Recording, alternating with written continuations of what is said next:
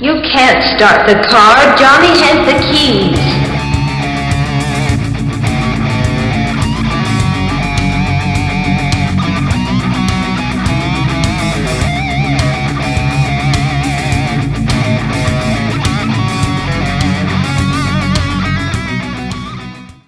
Hello, hello, hello, and welcome out there in podcast land. You have reached Johnny Has the Keys, a podcast about horror and science fiction, movies, the influences that influence those movies, and the movies that those movies influenced afterwards.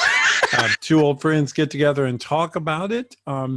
If you are joining us for the first time, either listening or on our YouTube channel, thank you so much for finding us. We hope you'll like it, and then tell all your friends about us and come back and listen or watch us again.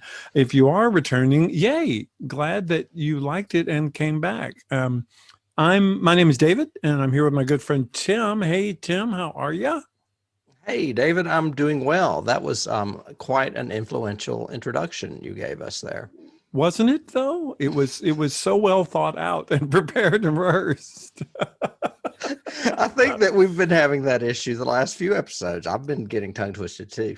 And you just dwelled on the word influential. Influence. Yeah. Influence. And we influence. The influence of influencers. Yes. Mm-hmm. Yes. If we were young girls, we would be influencers, but we're not. So, you know. Crickets. Okay, crickets. Great, perfect. What have you been up to, Tim? What have you been doing? Oh my. I've not been up to anything that is newly released, but a few years back, AT&T released Mr. Mercedes, which was a Stephen King series based on, it's actually 3 novels, Mr. Mercedes, Finders Keepers, and End of Watch. They all circle around a detective, a retired detective named Bill Hodges, who is now a private investigator. And you know of him or of the series mainly because of The Outsider, which we watched, and features a satellite character named Holly Gibney, who is on the spectrum, and she is his partner in this. He is dead by the time you saw her in The Outsider. Bill Hodges, anyway, detective. Bill Hodges is, yes, and Okay. he's brilliantly played by Brendan Gleeson, who I adore, but I would have never cast him in that role. It totally took me by surprise because I never pictured him being Irish with a bit of an accent, but he pulls it off wonderfully. The reason I'm just now getting to see this, as I mentioned, is that it was an AT&T show. I don't know who has AT&T network, or it was very hard to find. Okay. But it has now been released through Hoopla. The first 2 seasons are available through your library. And then NBC's Peacock has the first season free, and you have to pay for the second season. That's how they get you. Okay. And you have to watch it with commercials if you don't pay for it. Yeah. Not the second season. I don't think you can get it at all. Anyway, it's great. It is so good. It is so creepy. And even though I love Cynthia Erivo's, I hope I'm pronouncing that right, her portrayal of Holly in The Outsider that we watched on HBO. Yes. I equally like the girl that plays Holly in this, and she is more like I pictured her in the book, a little meeker, not quite as strong as Cynthia. But still, she's got backbone. And I highly, highly recommend it. Like I said, I've only seen the first 2 seasons. The third one's not available. But the guy that plays Brady Hartsfield, who is the killer in this, is the guy that played Dr. Frankenstein in Penny Dreadful. Oh, great actor. Yeah, his name's Trevor something, maybe. I may have that wrong. I think you're right. Anyway, he is amazing. I mean, him and Brendan Gleeson and they don't have a lot of scenes together. Mhm. Or, I mean, their chemistry, wow. Wow. So I would highly recommend watching that. And it's so also serial killer very story. similar. It's a serial killer story. It is. It starts off with him in doing a mass murder where he runs a bunch of people down in a Mercedes. That's why it's called Mr. Mercedes. Oh, okay. And very similar to The Outsider, which we watched. That was, I can't remember who the showrunner was, but remember the writer Dennis Lehane was a part of it. Yeah. Mm-hmm. Well, Dennis Lehane is a part of this as well, but the showrunner on this is David E. Kelly, who's got a huge pedigree of stuff, including Ally McBeal and Chicago Well, remember, Hope Outsider was, what's his name, the actor, who was in the first Jason Bateman. Bateman, yeah. He was the big producer for that. So, yeah. Mm-hmm. Yeah, so if I know I'm late, and there's 3 seasons of it now, but I have a feeling most people have not seen this because it was so hard to find. So I highly recommend that. That's my week. What's your week? Well, my week was spent trying to catch up on some of the episodes we're trying to do in our sister podcast for our Patreon members. So I watched a couple of episodes of that. Wow. And that kind of got me into, I should, look at some other podcasts and listen to some other podcasts and stuff. So I'm still continuing my Buffy and the Artist Story one, which I've recommended before. And you know it, I really love her. And I like the way she does Buffy. And it's interesting that it makes me then want to go and watch the episode. So I'm wondering, if that happens to our listeners. They listen to the movie comments and then they go, oh, wait, I need to watch that again and see and everything. So I'd be curious to know what you guys do, or if you do that. And then it got me in, as I was scrolling podcasts and everything, I found one and I should have written the name down and I didn't. But I've seen a couple of them before because friends have recommended them. But basically, it's these 2 young men who listen to songs they've never heard before. And it's just a live, they've never heard it. And they put the computer between them and they're each there on camera and they play it with headphones on. And it's just getting their initial reactions to the song. And it's songs that we grew up with. This is YouTube though, right? Yeah, this is a YouTube kind of their YouTube channel. But because I was looking at podcasts and YouTube and all the stuff like we do, it's kind of left me over to them. And again, they're very funny doing it, but it's not substantive at all, but it's nice to just see their reactions to shout at the devil, and they've never heard it before. And so they listen to it, and you're going, I've heard that song 7 dozen times, but they've never heard it, Oh man.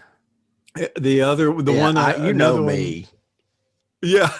I mean, I love heavy metal and hard rock, and Dennis is like completely on the opposite side of the spectrum. And if he hears me listening to like Alice Cooper or Black Sabbath, he like runs out of the room because he thinks I'm going to get struck by lightning. Demons, they're coming. Yeah, exactly. Well, but these guys have like an eclectic mix. They'll listen to that, then they'll do like Lover Boy, something for the weekend or whatever, and then they'll just show them both go, and they kind of look at each other and they like go, or they'll go, oh yeah, that's great.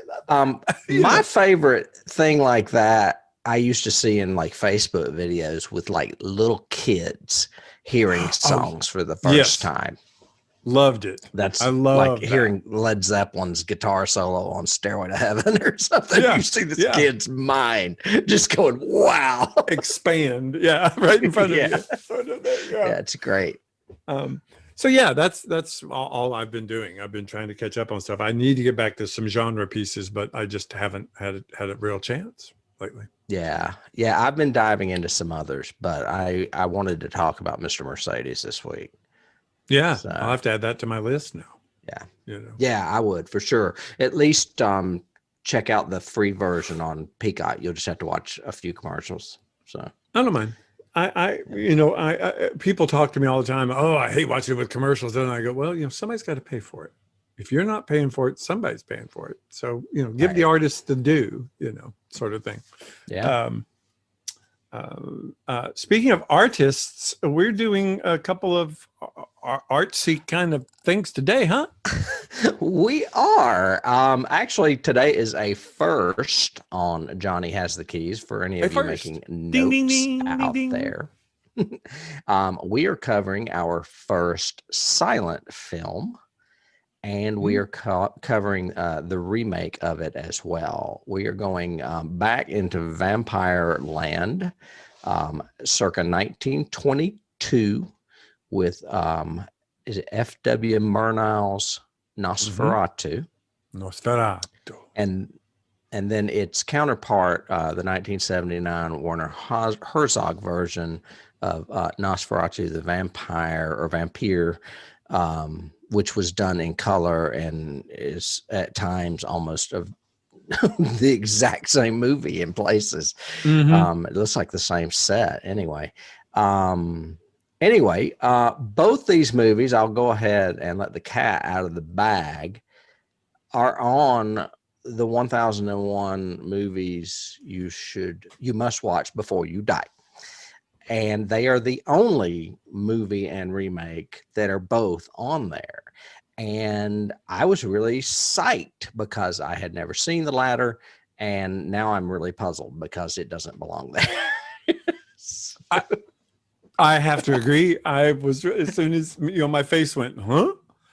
When you said that, because I that surprises me after seeing. I had seen both of these films prior, but a long time ago. It's kind of like last podcast when you were saying, I seem to remember this movie. I liked it when I first saw it. Why do I hate it now? Kind of thing. And not that I hate the films that we're talking about. I just don't consider them. Let me say it this way.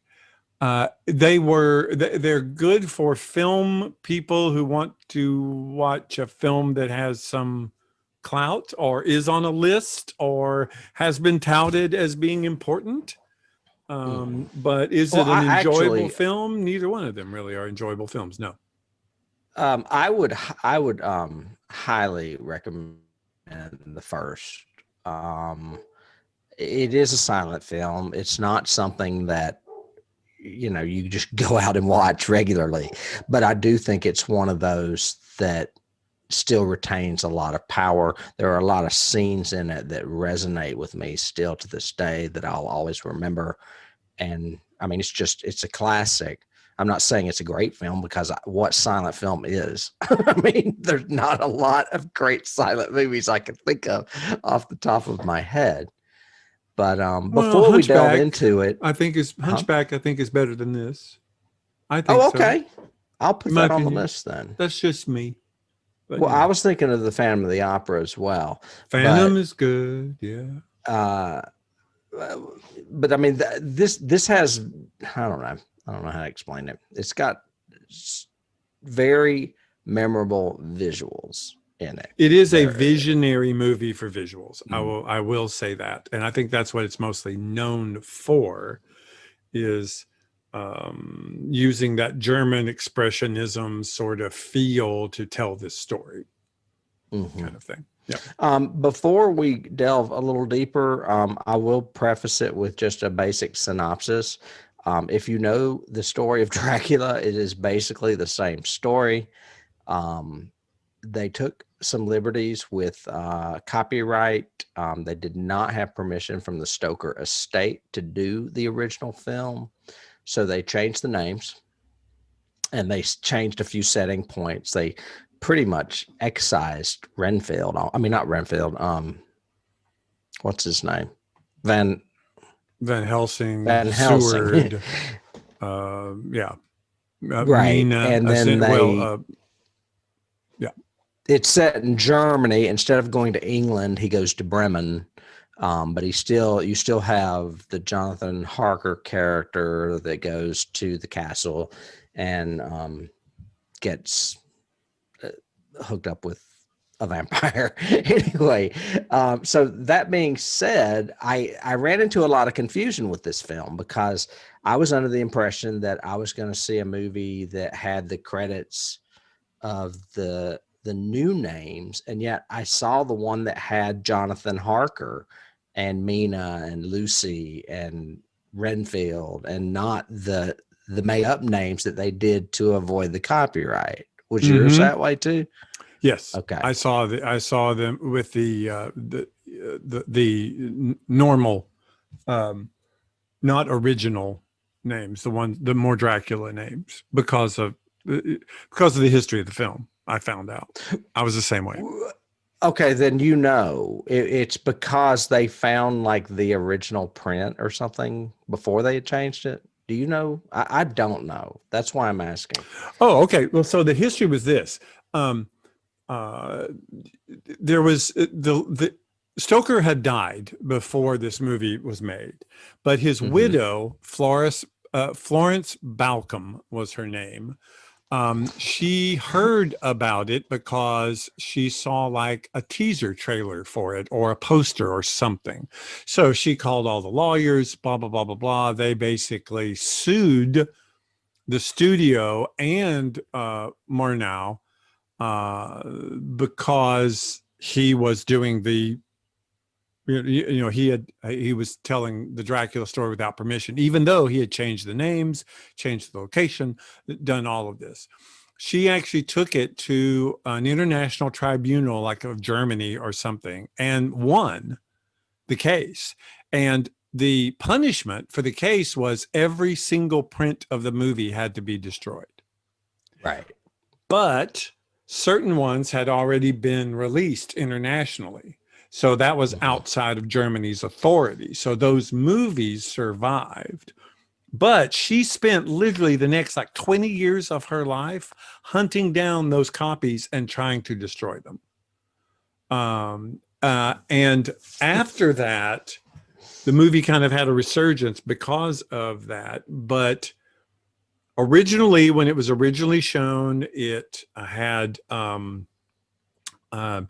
a huge gala reception, blah, blah, blah, premiere kind of thing. And an organist did the music live, but they made no recording of that.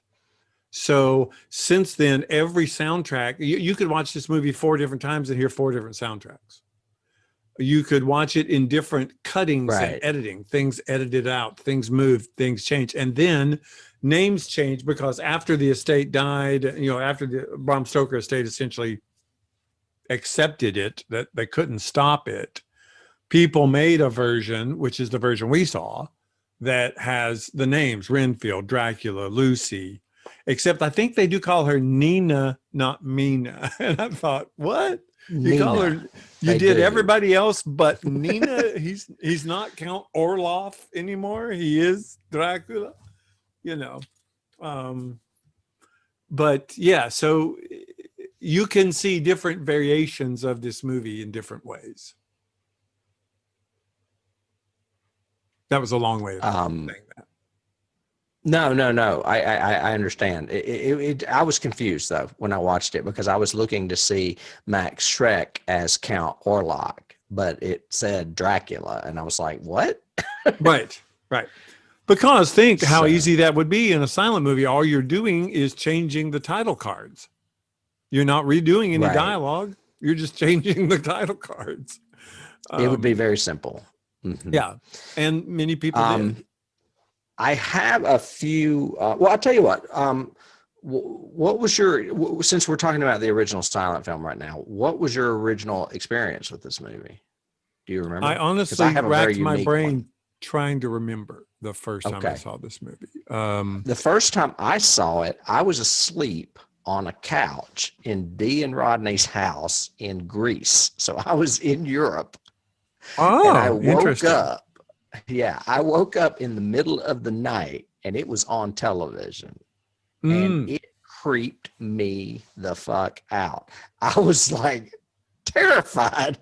Because there are just scenes of this movie that are really, really creepy, especially waking up in the middle of the night to see them. So True. That's a pretty good one. I honestly can't remember. I know it was on video or something like that. It wasn't on television. It wasn't at a theater. I saw it, somehow in, either rented it, saw it, or got it. I may have done it after I had seen the remake, because I remember watching the remake a couple of times when it first came out. I saw it at the theater, and then I saw it when it came out on VHS. So, yeah. They also did a version of this that was, remember that version, Metropolis? There's another one right there, another silent film that they did with all the rock music, like Queen and stuff. Yeah. When they did the remix of it. I want to say they did a similar thing with this, where they had like a symphony or something. I can't remember. Yeah. I think they probably have before. It's gotten a lot of different variations, like I've said. So I could easily see that. Speaking of the creation of it and whatever, one of the, because I did some research on it because I was curious. I was going, this movie is so, people recommend you got to see Nosferatu. Plus the fact that, I co-wrote a play titled Nosferatu, which again is based on Stoker and Dracula and everything else. Well, it is the word for vampire in German, for those of you out there that are curious and don't know. And actually that is incorrect. There is actually no literal translation of Nosferatu. It's not really a word, I found out, because of this history. Now listen to this history I found. So just as important as Moreau for this, is that his name? Murnau. F.W. Murnau. Just as important as Murnau for this is Grau, who was the producer. So it's kind of like Cat People had Paul director. Schrader. No, the original Cat People. Val Lewton and Jacques Tourneur. Tourneur, yeah.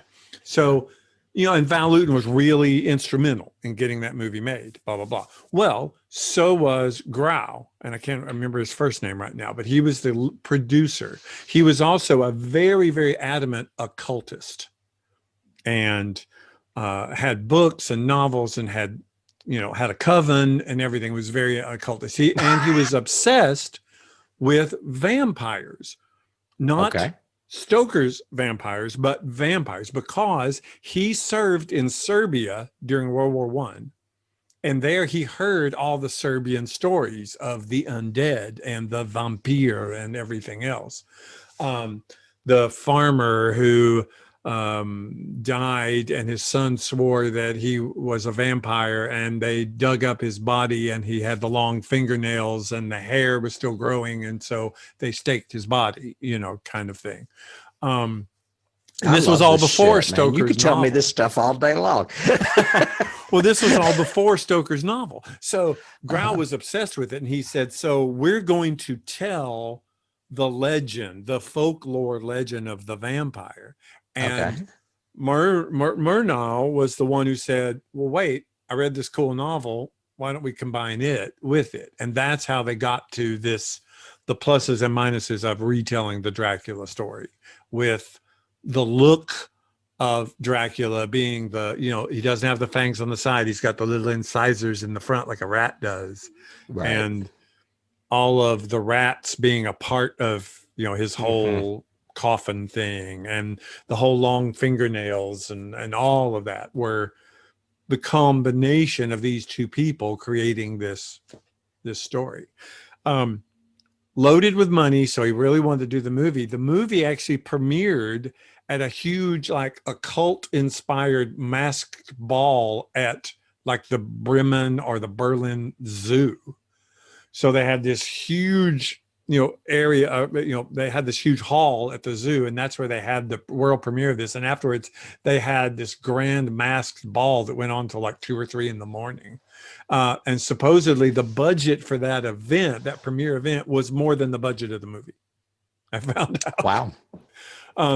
but yeah, I had some, Bacchanal sort of things that went on at it, and it was very occultist. The book, that Renfield is reading, and the pages and the letters and all of that all have occult symbols on them that are actual literal occult symbols. I know. I was like, so does he write that way when, because he's reading the letter from Orlok Yeah. or Dracula. I'm like, does he write in like hieroglyphics? Because that's kind of weird. I write in runes. Right. Whatever.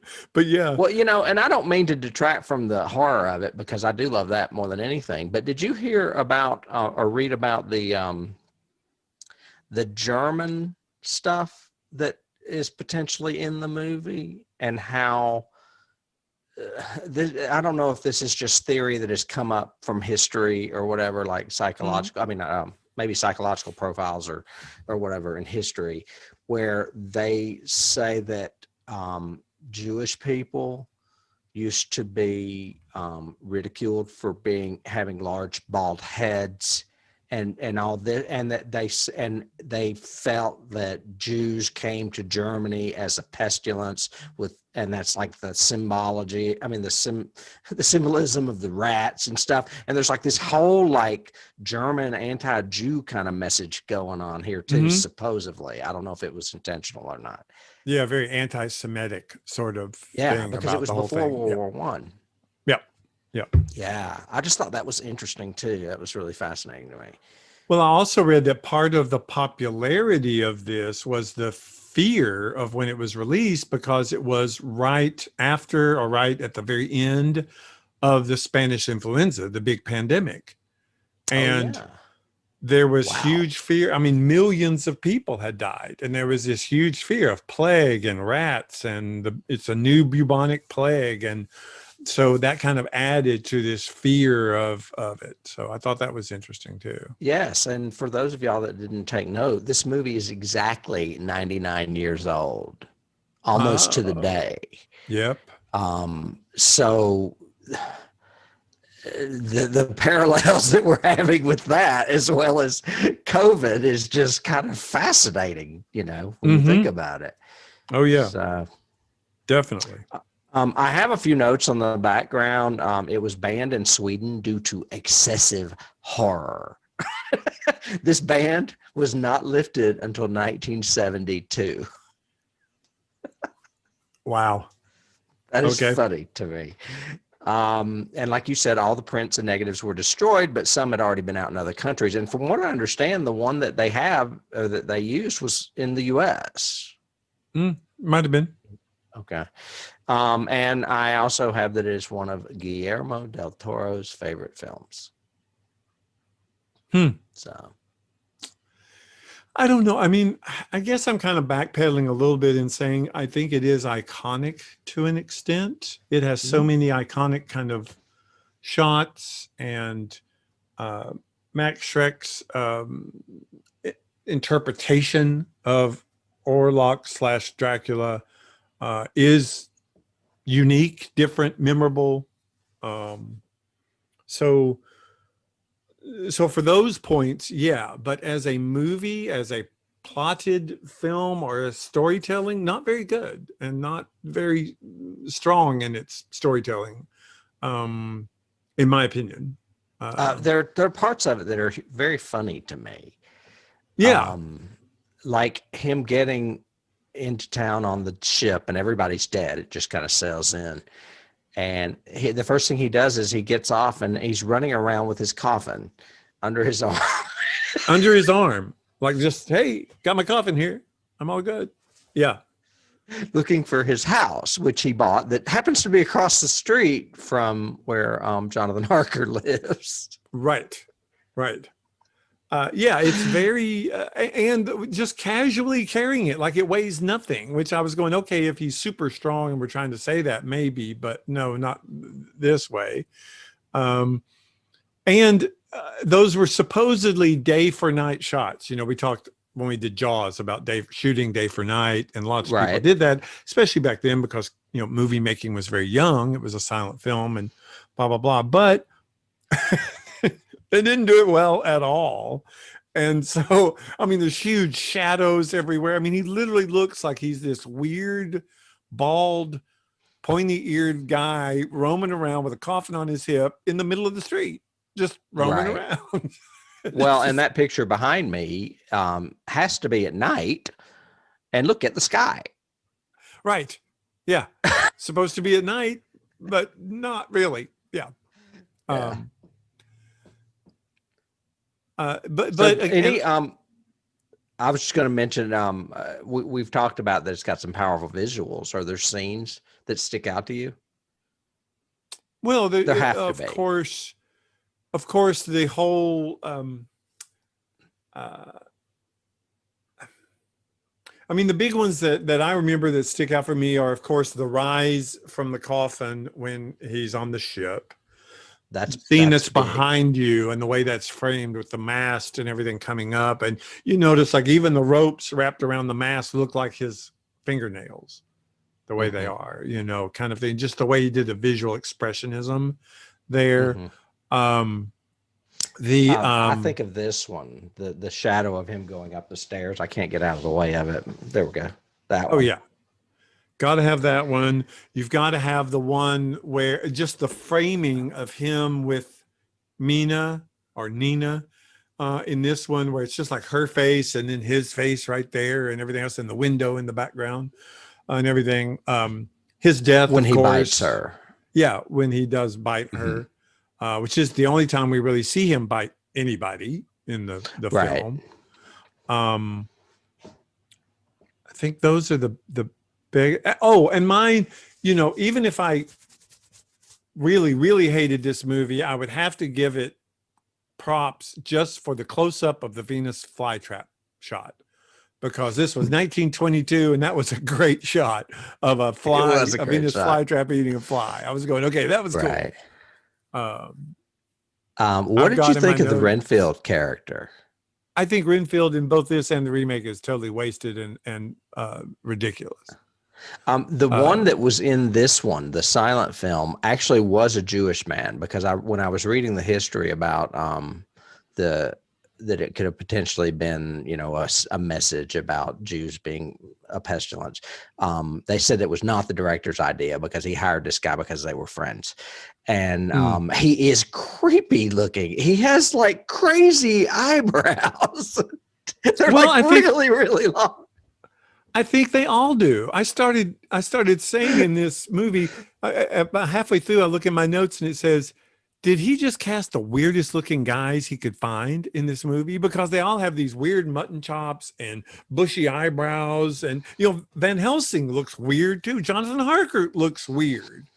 And he's wearing that poofy, stupid costume. I was like, Harker is a fop, man. He is prancing around.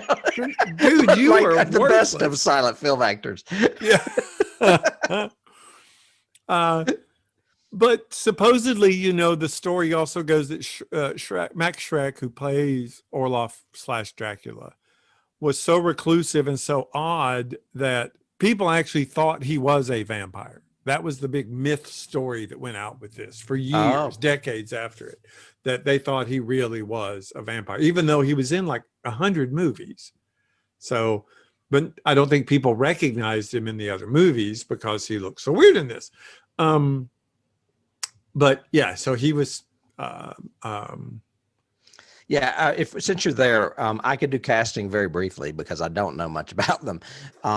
But what's funny is if you do cast from IMDb, it lists them as their German characters instead of the Bram Stoker characters, which is another thing that really confused me while I was watching it. Max Schreck, of course, is Count Orlok. Gustav somebody is Hutter, who is actually Harker. Greta Schroeder is Ellen, who I guess is Nina. And then I had George Snell and Ruth Landoff as Harding and Ruth, whoever they are. I'm guessing one of those is Lucy, and the other one is probably who they called in our version Helsing. Westerner. Right. Again, I said, as far as awards, it was on the 1001 movies you must see before you die list. It was selected by the Vatican in the art category as one of the 45 best films. I thought that was interesting. The Vatican has a movie list. Well, it shows that the cross can save you from evil. From but evil. You still die at the end. And then the only other thing I have is like, Blu-ray releases and stuff that were celebrated, because there was a remix, or what do you call it? A remaster of this that's supposed to be really good. I didn't want to pay to watch it. I just watched the free version. Well, yeah, supposedly the remaster, the music actually works in the scenes where it should work, because it didn't for me in a lot of it. Okay. They're like stoning Renfield at the top of the building, and there's this music, and I was going, what are you playing? And they do things like they still keep it in black and white, but like they tint the day for night scenes in blue. So supposedly, that's nighttime because it's still bright and he casts this huge shadow, but it's blue. Do you want to do keys for both of them at the same time and just move on to the next one? Or do you want to do keys specifically for this? We could, because we can talk about both. I mean, did you have anything else you want to say about this particular version before we move to the color version from 1979? Well, I have in my notes, and it goes into the second one first. I mean, the second one, two things. One, so instead of a New Testament in his little hotel room, he has the Book of Vampires. Okay. That we just put in all the guest rooms, I guess, just in case. I thought it was funny. But what didn't one of the women that worked at the hotel put it in there for him because she heard him talking about going there, and they were all freaking out? I don't remember that. I must have nodded off during that. Well, that definitely happens in the 79 version, but I don't know about I thought it was in the silent version too. I can't remember. But all my notes to this are funny about, this music is annoying. I guess people read a lot slower then because all the titles they're long. I've got no brides, no baby, no climbing down the walls. What's up with that?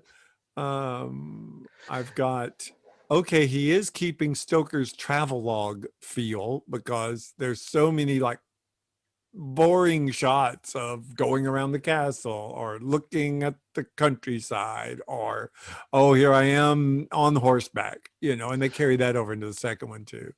I will give them the location shooting though, because it did look like they were in the Carpathian Mountains. It did look different to me when they were and I think that too was some of their set design or what they chose and everything else. Very Gothic German, weird angly looking stuff. For shooting that. And then I've got, this could possibly be the longest hour and 19 minutes of my life. Well, see, it didn't bother me as much as the sequel, or not the sequel, the remake. Oh my gosh, it's worse. I mean, to me, this I can watch this. This has, I don't know, it's got historical cred, for lack of better words. Agreed. Whereas the other one has none. And Werner Herzog is not a great director, and he really hasn't directed anything worth a damn other than this. I don't think, has he? No, not at all. I mean, he's an actor. He was in The Mandalorian.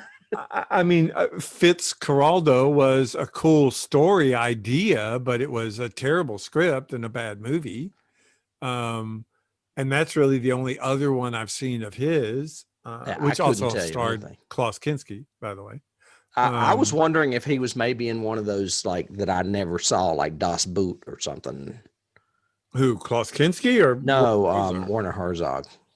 Not that I'm aware of. I mean, he was in Mandalorian this season, right? Yeah, I remember that. And as soon as I saw him, I thought, isn't he that director that does the action movies? I don't know who I was thinking of. I mean, who did Das Boot?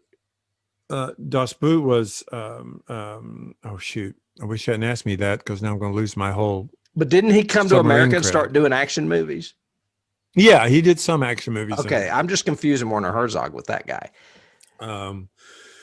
But um, yeah, all of the blame of this remake, anything we didn't like, has to go to him because he produced it, he wrote it, and he directed it. Well, he also thinks that it's the best German film that's ever made, the original. So that's one of the reasons why he did it. I read that.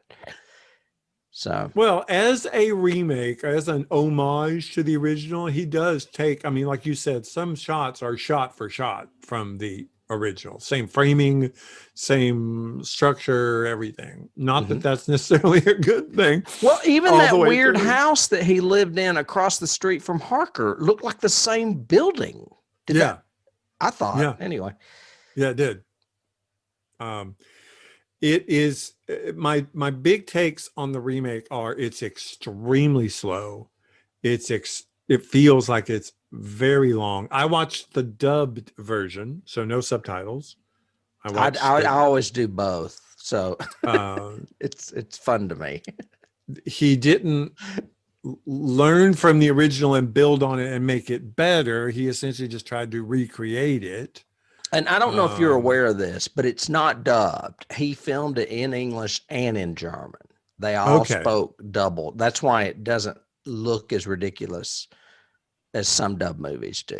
Like when we were watching, what's it called last week, Battle Royale. Right. I actually kind of liked the actor who played Jonathan in the beginning with his scenes at the castle. Mm-hmm. I can see that. But I didn't like him at all after he returned to Bremen or wherever. I thought Mina was over the top all the way through, performance-wise. I have a little bit of notes on this cast we'll get to later. I'll tell you a little bit about her. I commend Klaus Kinski for attempting to recreate Max Schreck, but some of his choices I don't like at all. He's such a wimp. I mean, Max Schreck, scared me and was dominating, whereas this vampire is like a wimp. Oh yeah, please forgive me. I know. You're like, what? Or he's just he whines. He whines constantly. Yeah. He whines and breathes. He reminded me of Peter Lorre caricatures. Yeah. Does that make sense? Yeah. But yeah, he tries to be he tries to be Shrek, even down to carrying the coffin over one arm sort of thing, holding his hands in that little, like I'm a rat pose thing. What about the fingernail caps? They didn't even look real. No, they didn't. They looked like plastic. Yeah. Well, and some of that may have been Kinski too. Klaus Kinski was known to his entire career for being extremely hard to work with. Yeah. And I mean, if we wanted to remind we could remind our listeners, if we go back to our 6th episode when we did Cat People, his daughter is the one that played the lead in the remake of Cat People. So they have both done major remakes of old movies. Yep. Nastasia Kinski and her father, Klaus, both have reputations. She has a somewhat slutty reputation. He has a hard to work with reputation. I actually have a quote I wanted to say since we're talking about casting with particularly him, because he did a lot of German films and a lot of stuff in Germany. In my opinion, nothing ever really very good. He then came to the United States and did a bunch of some cheesy, science fiction films. Like he did Time Stalker, I've got, or something like that. But he was wanting, Spielberg wanted to cast him as Major Arnold Todt in Raiders of the Lost Ark. He wanted Kinski to play that role. Is that the one that's face melts? He's the one. Well, their faces melt or explode. He's the one that had the amulet burned into his hand. Yeah. Okay. Well, and the one that was very Peter Lorre like that. Okay. Well, that makes Fräulein, sense. la la la, that one. But his quote was he refused to take the role, and telling director Steven Spielberg, quote, "This script is a yawn-making, boring pile of shit, and not only that, moronically shitty." So, But Nosferatu is not boring.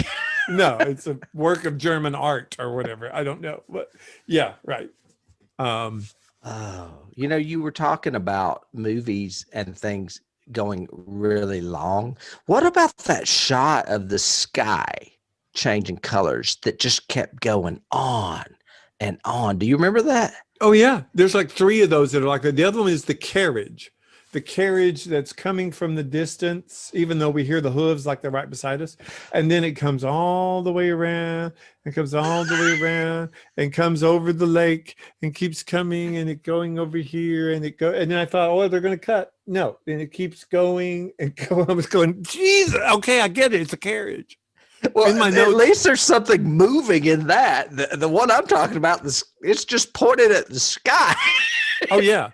I've got in my notes. Okay, we got it. Sunset. Okay, sunset. Go. Cut. What are you doing? Yeah. Yeah, hilarious. Crazy, inexperienced movie makers trying to pay homage to their idols, I guess. I don't know.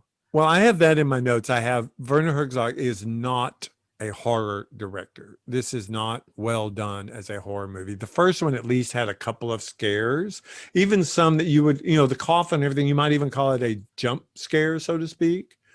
But this one has nothing. The music is not suspenseful. As a matter of fact, the music is terrible.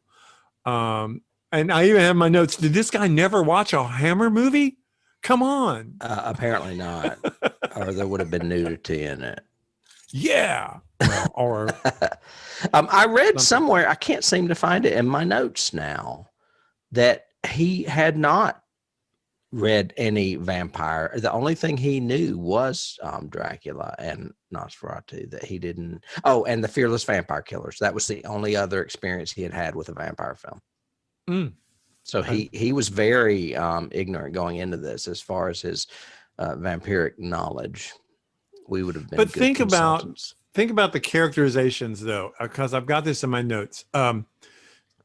Kinski had dialogue, had entire scenes with Harker and with Mina, and yet terrible performance, doesn't work, no suspense, no horror, no anything to it.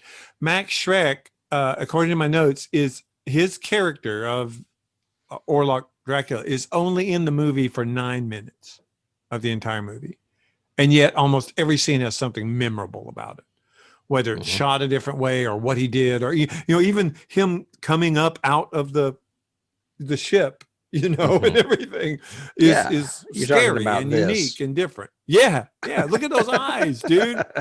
I mean, yeah. So yeah, compared to Peter Lorre there. yeah. Not as good. No. Do I have any background? By then, the copyright to Stoker's Dracula had expired, so Herzog used the original name. So this one has the original names of the Dracula characters in it as well. Right. He still sticks to the same story, though, where he goes to Bremen instead, and he does amp up the rats a lot. Yeah, like over the top a lot. He got a reputation of being I guess not PETA's best friend. He was very abusive to animals, from what I understand on this movie. Yeah. Well, and again, I've got in my notes, there's no baby eating, there's no wives, there's no vertical crawling. He doesn't turn Lucy into a vampire and they have to kill her. I mean, so the last half of this is centric. The last half of both the original and the remake is centric to the vampire being stupid. Basically, is the only way that he gets killed. Is he's stupid. He gets entranced by the woman while he's biting her and forgets that the sun is coming up. Well, and that is something they added to the original film to distinguish it from Dracula. And according to legend, that is where that came from. Yes. It was originated in the silent film. So when you hear about vampires only coming out at night, that's because of the 1922 film. Yeah.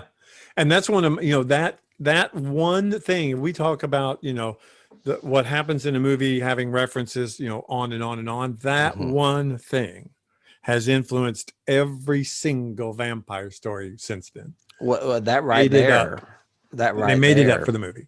Yeah, is good enough reason for it to make that 1001 list too. Yeah, because in the novel, the vampire weakens Dracula. I mean, sunlight weakens Dracula, but doesn't kill him.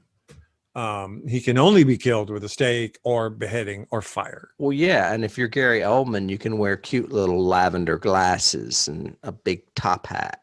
Hey, do not make fun of that. This whole time I was watching, especially the remake, I was going, why did we not pick Bram Stoker's Dracula? I love that movie. And I don't like this maybe movie. next season we'll do the Todd Browning one with that one and pair those two up. Yeah, there you go. Let's do that. I still like the original Todd Browning too. I do too. It's slow in parts, but I still like it. But it's very iconic as well. I mean, he did his own variation that was very good. They lifted a line from it for this movie. The Children of the Night. Yeah. What music they make. Yeah. Yeah. So, except he whined it and rasped it. What music they make. Yeah. Yeah. Even when he went to bite or suck the blood off Harker's thumb, as soon as Harker stood up, he cowered from him almost. I was like, wait a minute. Yeah. You are a whip. And there's no fear to him. There's no control. He never shows anything. Even when he's trying to, even when the guys on the boat are supposedly afraid of him, I'm going, why would you be? It doesn't work. I could do a little brief thing on casting because it's not a lot. Okay. We've already talked about Klaus Kinski. One thing that's kind of unique about him in this movie is that he actually played Renfield in the 1970 version of Dracula that I was telling you about that Christopher Lee made in Spain. This is not a Hammer movie. This is available on Prime if you want to watch it, because I watched it not long ago.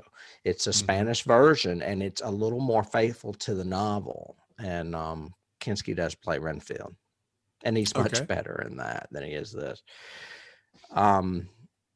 Isabel Adjani played the woman, and you mentioned that she was not that great. Well, she wasn't originally lined up to get the part. It was supposed to be Sylvia Christel, who is known for the Emmanuel movies. Yeah. But she rejected the offer because she would not work with Klaus Kinski, who was notorious for disrespecting women. So, well, duh.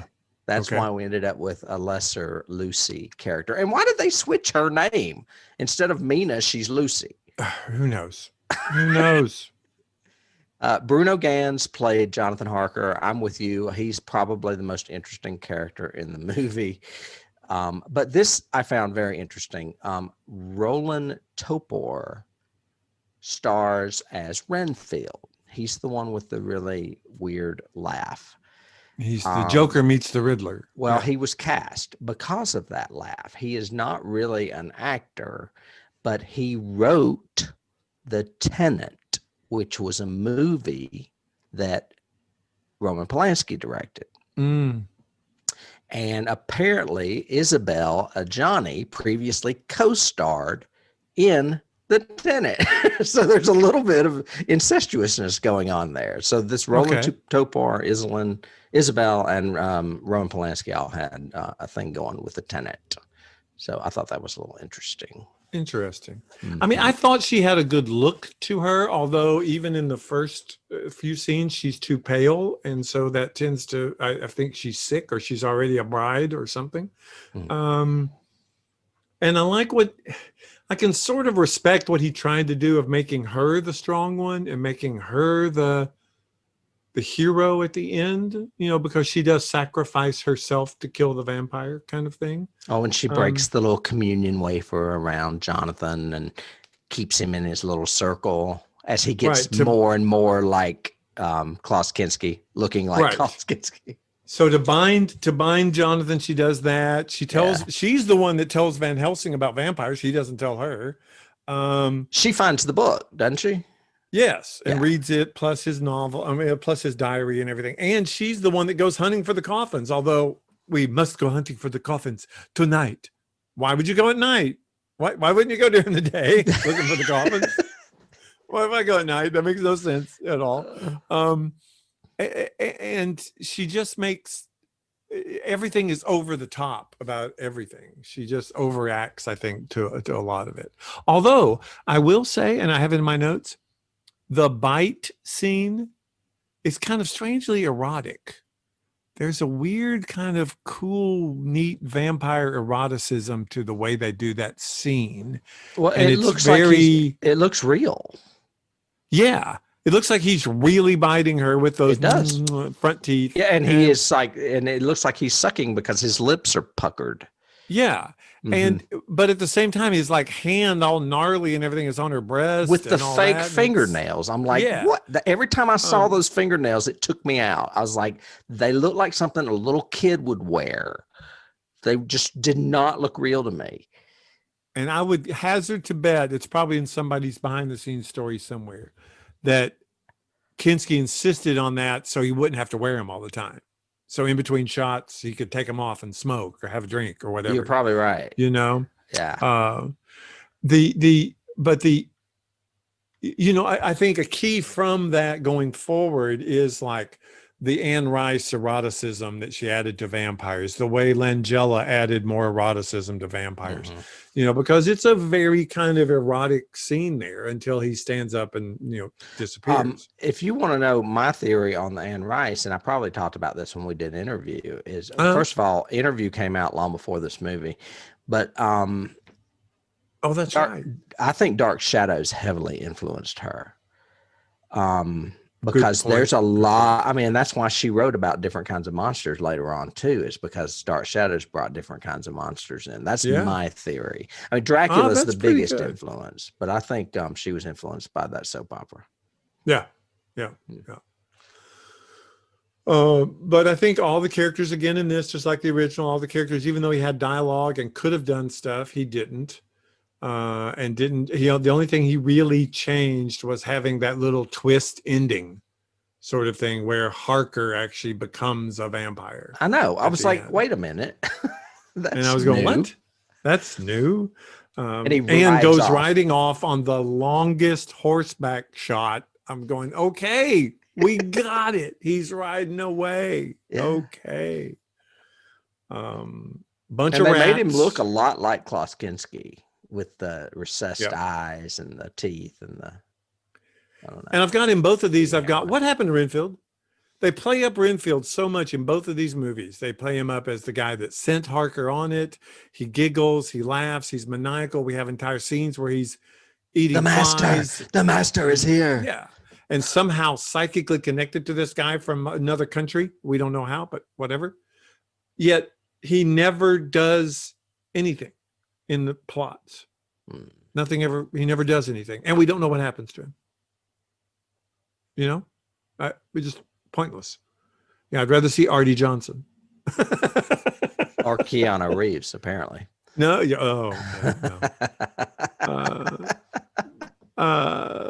I do have in my notes, I did like the way they did the confrontation scene, meaning I liked Mina there combing her hair and the door opens and you just see the shadow and then suddenly the shadow becomes him. I liked that. I thought that was pretty I was trying to figure out how they filmed it because you could see the shadow behind her but not him in the mirror.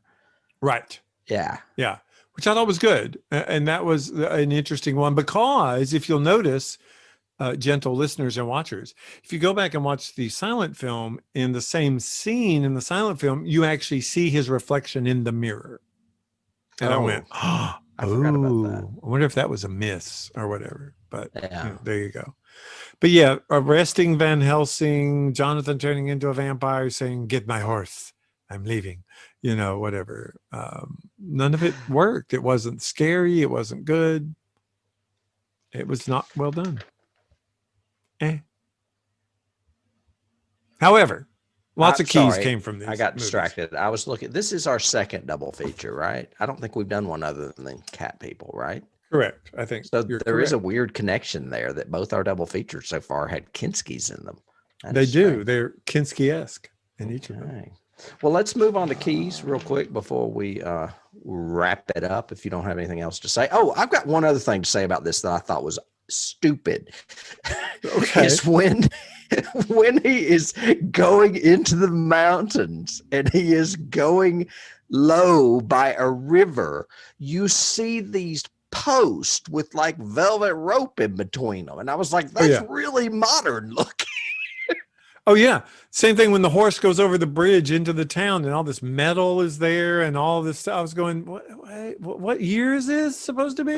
Well, I don't know, but it was clearly, I mean, it was like, couldn't you shoot around that? Did you have to show the guardrail for pedestrians that like to walk by that river or whatever? Oh, yeah. Yeah. It was like they filmed at a tourist site. Yeah, that's exactly what it looked like. It looked like it was somebody's, it was a tourist, a park somewhere. That was wild. And the other one I've got in my notes is right before that. He's at the lodge, and the lodge goes, you'll never find a coach that'll take you up to the castle and blah, blah, blah. And he goes, well, I have to find my own coach, but then no, they won't take me. So I guess I'll walk. And then he's like literally almost climbing up this mountain. And I've got in my notes, well, a coach isn't going to get up there anyway, if that's the way you can get to the castle. And then I said, how did Dracula get his coffins out if you have to climb up the mountain to get here? It was just so many things didn't work in this either of these films. No, but the second one was a snooze fest for sure. Oh yeah, yeah. The biggest key, of course, from this is Dracula. Of course, right. Dracula influenced this terribly. But I've got 3 different times in my notes. I've got, I just want to read Salem's Lot again, because it's still one of my favorite King novels. I don't like the movie they did, although Rennie, what's his name, who played Reggie Nalder, right? Yeah. Was obviously trying to be Max Schreck. It was probably Toby Hooper's idea to make him look like Nosferatu. But you know what? I used to hate that movie, and now I have like a nostalgic place for it. I would definitely put that on the list for something to do for us to do. Well, I do like it's got some of King's best scenes in it. It's got the scene with the kids in the bus. It's got the scenes with the Peter outside the window or whatever, So Johnny, or it's Ralphie and Ralphie Glick. Oh yeah, Ralphie Glick. Yep. Well, I can't think of his brother's name. And then there's Mark Petrie. I know all the names. I've read that book 100 times. The teacher upstairs in the rocker after that's Jeffrey Lewis. Yeah, that's a good one. Yeah. But anyway, we should watch that because I do like that book a lot. And I like that movie. Yeah, we need to have another Stephen King thing. We'll chalk that up next year, maybe. Yeah. As far as trivia, one of my biggest ones, even though not trivia, excuse me, keys, is the song Nosferatu by Blue Oyster Cult. Oh. They did a song like in, I think it was like 1979. It was around that time. Mm-hmm. But it was based on the original, not on the remake. Right. Yeah. So it's a creepy little tune. I mentioned it earlier, but I've got in mind Shadow of the Vampire, which was a movie they made.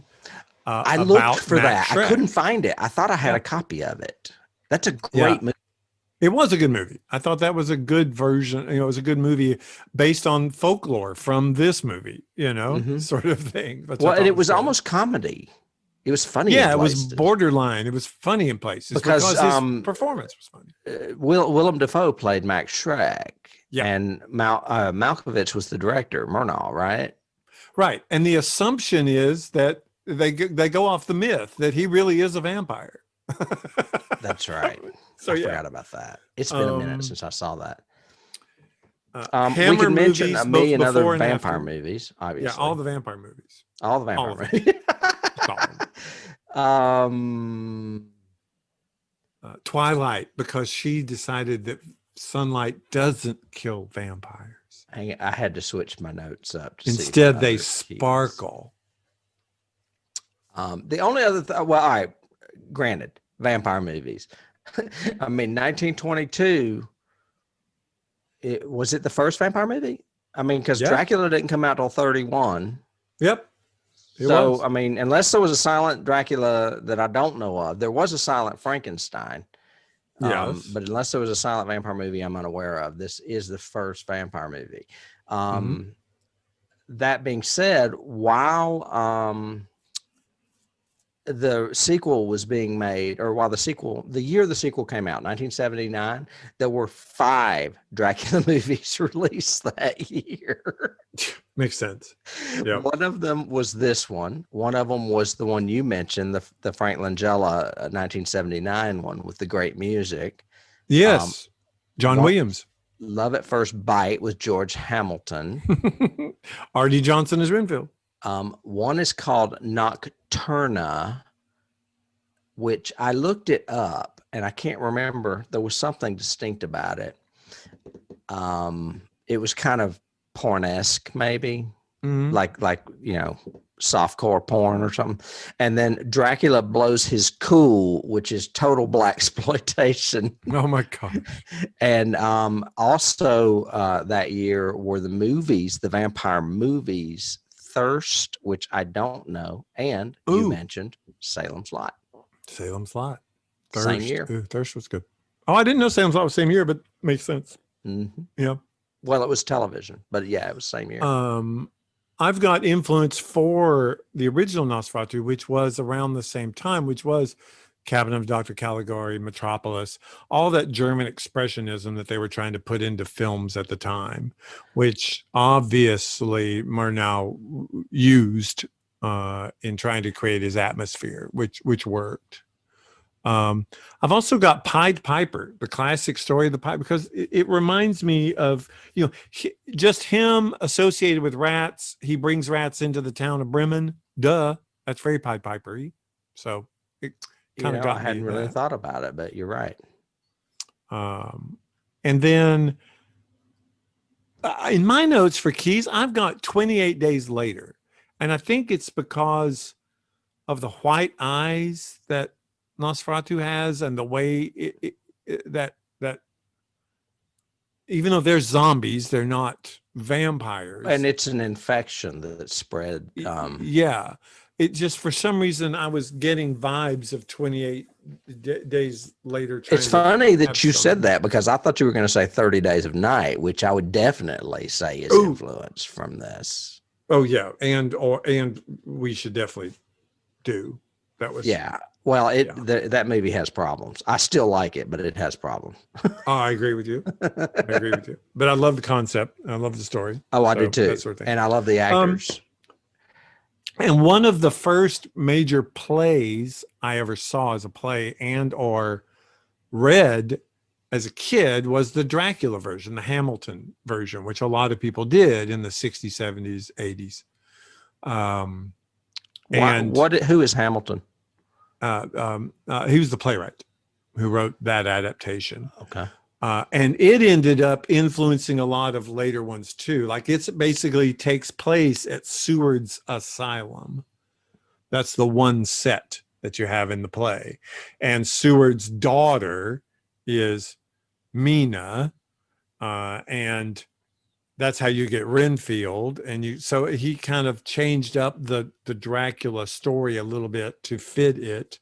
And a little bit and a lot of that has influenced other adaptations where people think, well, that's what Dracula is. No, Dracula really doesn't have a lot in the asylum in the novel. That's I believe it was Frankenstein. I can't remember that did something similar. We've talked about this before, where a play was known for introducing memorable Tropes aspects or tropes from something that the novel didn't have. And I want to say it was Frankenstein, but Dracula, it wouldn't surprise me if Dracula was the same, because we know that was a play as well. Mm-hmm. Yeah. Well, and Bram Stoker's Dracula, the Coppola version, which I really like, and I like what he did to change it up a little bit, going back to the original, but also the influence of both of these movies. There's homages to Kinski's version. There's homages to Murnau's version or Herzog's and Murnau's versions in that movie. Well, for that matter, you might as well bring up Anne Rice, because if you've read all of those novels, well, actually, it's in the first novel. When Louis and Claudia go to Europe, they seek out other vampires, and they come across what you would call a feral vampire and these folklore types and the reasoning behind them. Mm-hmm. And I would consider Nosferatu that type of vampire, if that makes sense. Less refined, for lack of better words. There's a role-playing game called Kindred, which I think I've mentioned before, that we used to play in role-playing, and it inspired a limited run television series, which would have been really good, but they had some issues with it. Like the lead character died like right after they shot the first season, so they didn't do it again. But it basically says the entire vampire mythos is based into different clans, and each of those clans has certain skill sets and certain levels, blah, blah, blah, just like a role-playing game. But the Nosferatu are the ones that look like Shrek's Nosferatu, and they can't really exist in modern society at all. They can't hide. They have to live in the sewers, and they have to live in caves, and, they are very predatory and primal. And you know what? So. You just reminded me of another one, and it's God, what is the name of that show that had the terrible first season, but it's based on a great book? The 12 was the sequel. I cannot remember. Hang on a second. Okay. I think one of my last ones is there's a great. There's several in the remake. There's several shoreline scenes. What'd you say?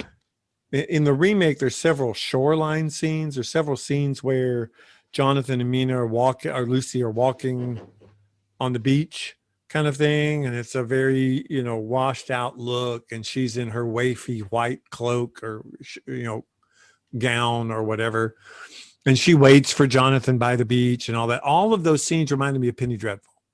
And I'm wondering if Penny Dreadful intentionally did that based on the remake. Quite possibly.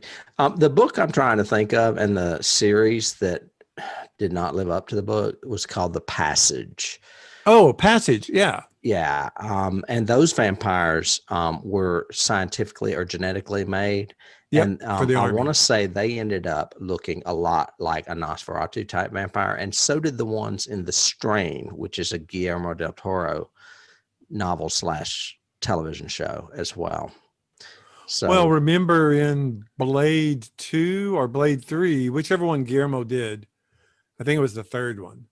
They're very Nosferatu-like. They're pale and they have wide eyes. They have the pointed ears, and except their jaw comes down to like right here, and they and bite people. But I mean, we can't look at what we just talked about for like 10 minutes now. So we can't say that these movies weren't influential. They did influence other movies, of course. Well, I would go as far as to just skip the sequel though, and apply that all to the original silent film. Sure. Yeah. A lot of it. I mean, and we can say, but this is a good example of, it doesn't have to be a great film to have influence for decades later, almost 99 years. Right. No, we've done plenty of turkeys, I'm sure, that influenced stuff. We've talked about that. Yeah. I mean, Reanimator is one. Boy, howdy. All right. Well, good. But we've done So another I double guess that's feature now. all we have. We have. Yeah. And I'm very pleased with how this turned out, because when I was watching them both, I was like, oh my God, we're doing another foreign film and a silent film 2 weeks in a row. Yeah. And I was not too happy with Battle Royale. So I'm much happier at least talking about vampires. So.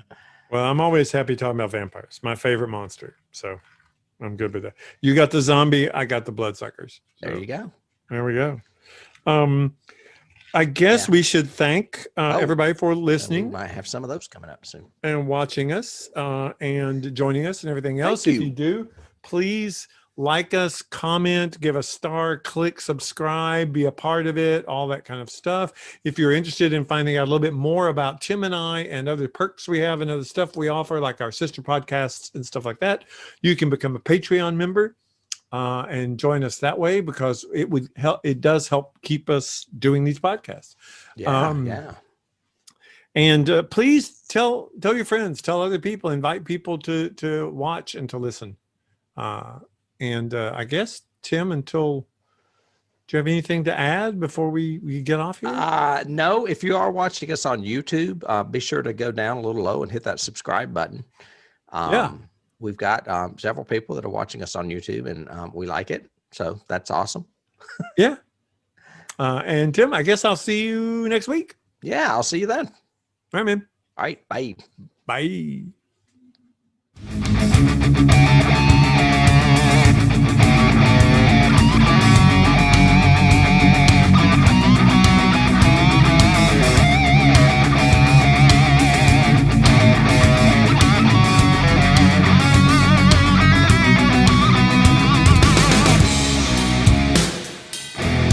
You can't start the car. Johnny has the keys.